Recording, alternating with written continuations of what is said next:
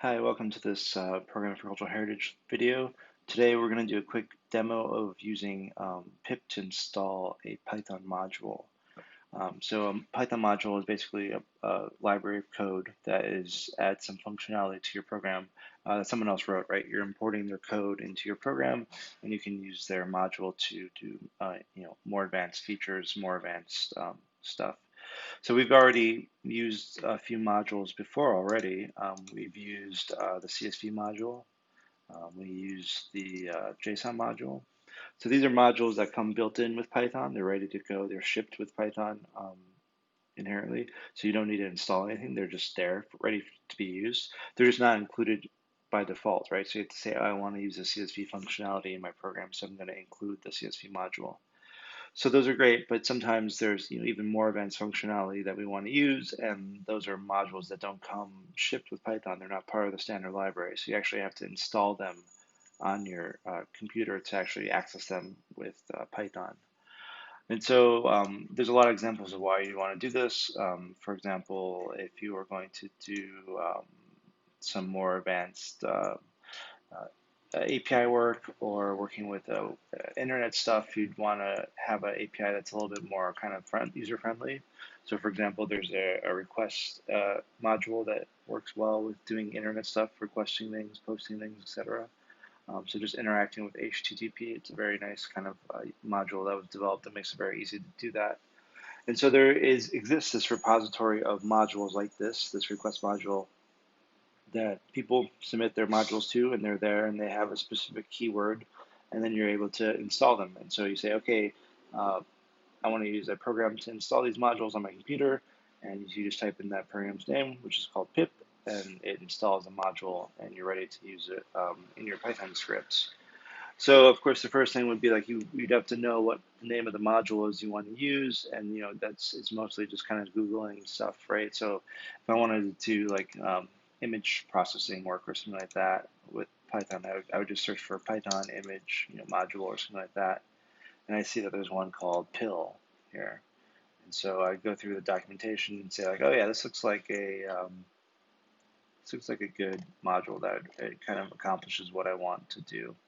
So then you have to check out, see what the command would be to install it. So if we look at the documentation, hopefully it's not too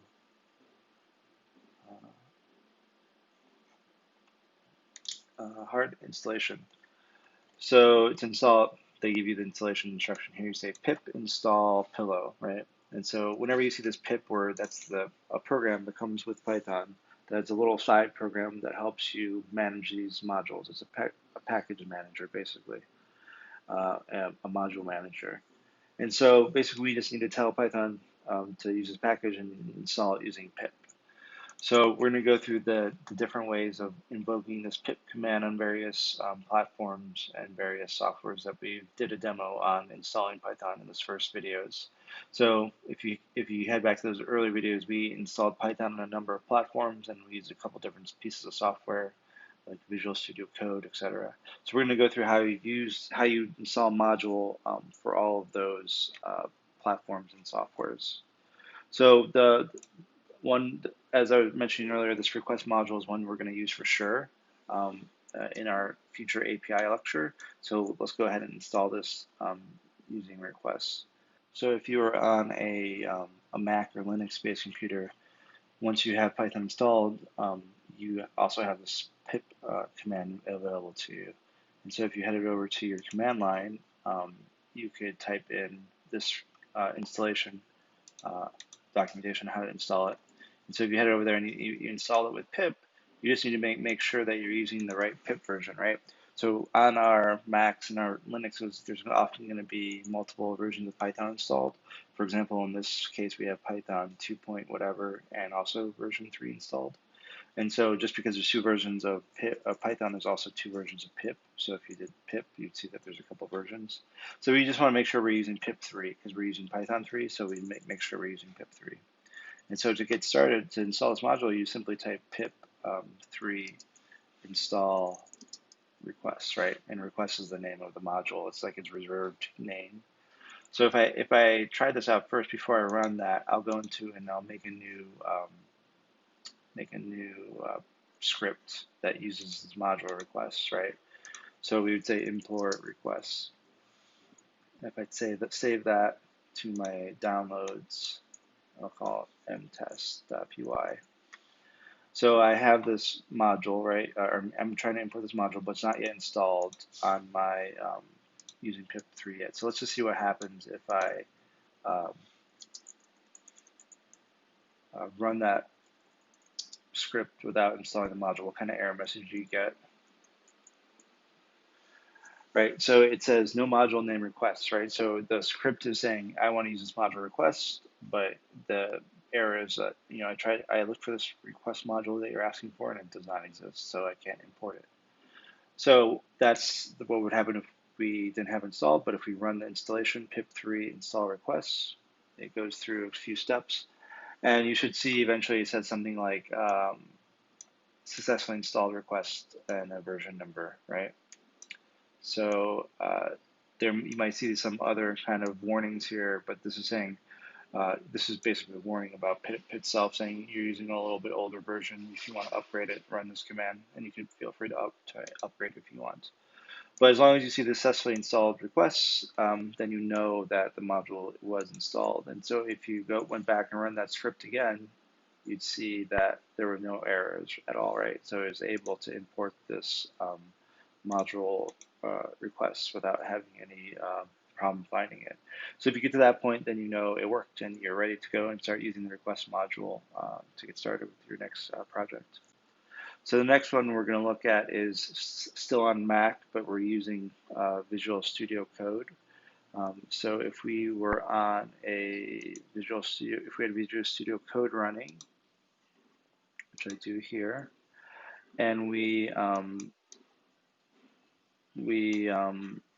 made a new Python file.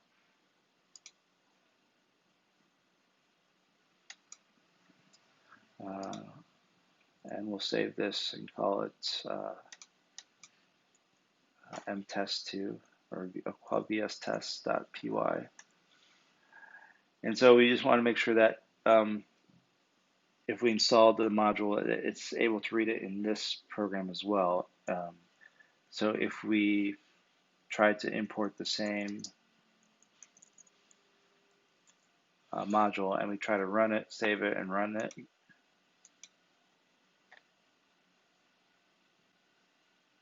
we just want to make sure that it works, right? And so if it doesn't work, then you can use the same kind of interface here to install the module as well, right? So you can say pip3 install requests. Oops, requests. Pip3 install requests.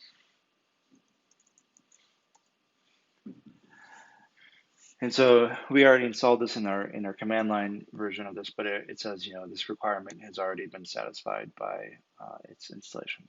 So if you're not using the command line and you're just using the Visual Studio Code interface, you can always use this terminal to run that same pip3 install command to get installed.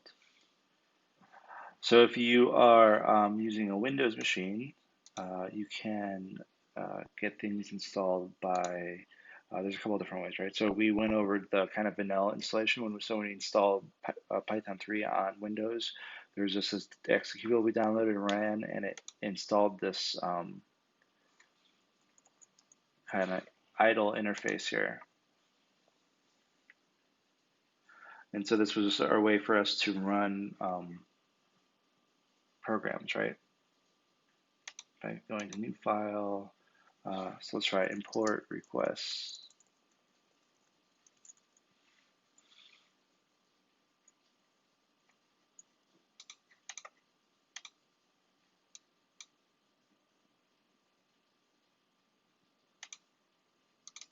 Save this file. So if you're on Windows, you can install these modules by using the PowerShell. If you're using this kind of the basic idle installation, you can use PowerShell to install these scripts by just typing pip and hitting autocomplete tab, and it will type pip.exe, and then you just say install, and then the name of the module, right? Requests. So if you run that, we'll see a couple things, and it's downloading stuff, and then it should say, successfully installed the package. So now that it's downloaded and installed, we can go back to here, and if we run this script, we would not get an error message, right? Because it's now installed. If you are doing this on Windows and you're using Visual Studio Code on Windows, let's try that.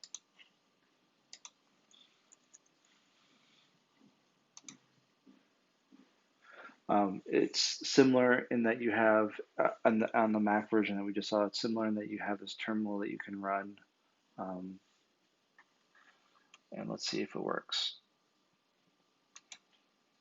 All right, so this was the script I have on my desktop, this import request script, and let's try to run it.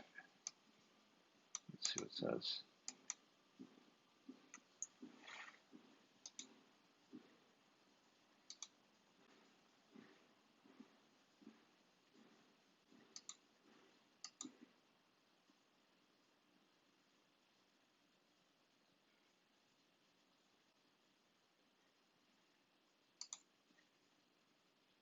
All right, it works. And similarly, if you you don't want to use the PowerShell, you can install commands here as well, or install modules here as well. So install request, and it says it's already satisfied, it's already installed. So you can either use the PowerShell or you can use the terminal as well.